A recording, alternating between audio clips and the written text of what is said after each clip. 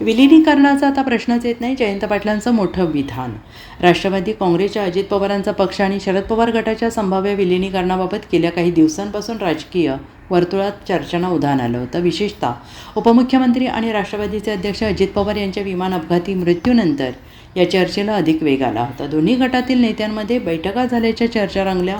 दोन्ही पक्ष पुन्हा एकत्र यावेत अशी इच्छा अजित पवार यांची होती, असे दावे शरद पवार गटातील काही नेत्यांकडून सातत्याने केलं जात होतं. त्याचबरोबर त्यांच्या बैठकीचे व्हिडिओ देखील समोर आले. मात्र अजित पवार गटातील नेते तसेच पक्षाच्या नवे अध्यक्ष सुनेत्रा पवार यांनी या विषयावर स्पष्ट भूमिका मांडलेली नव्हती. विलिनीकरणाबाबत दावे प्रतिदावे, शक्यता, अटकळी यामुळे राजकीय वातावरण तापलेलं होतं. दरम्यान या पार्श्वभूमीवर राष्ट्रवादी काँग्रेस शरदचंद्र पवार पक्षाचे नेते आणि आमदार जयंत पाटील यांनी विलिनीकरणाच्या मुद्द्यावर स्पष्टपणे भाष्य करत आता या चर्चेला पूर्णविराम दिला आहे.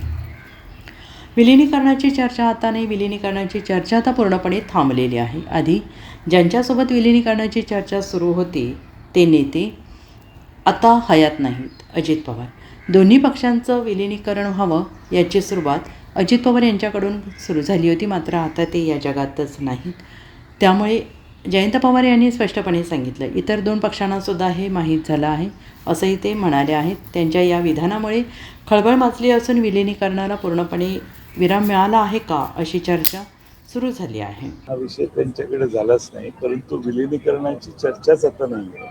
विलिनीकरणाचा आता प्रश्नच उद्भवत नाही. ज्यांच्यावर चर्चा केली ते आज नाही आहे दुर्दैवाने आपल्यात, आणि त्यामुळे विलिनीकरणाची कोणतीही चर्चा चालू नाही किंवा आता विलिनीकरण होण्याचा प्रश्न. Bureau report, SPN Marathi, Mumbai.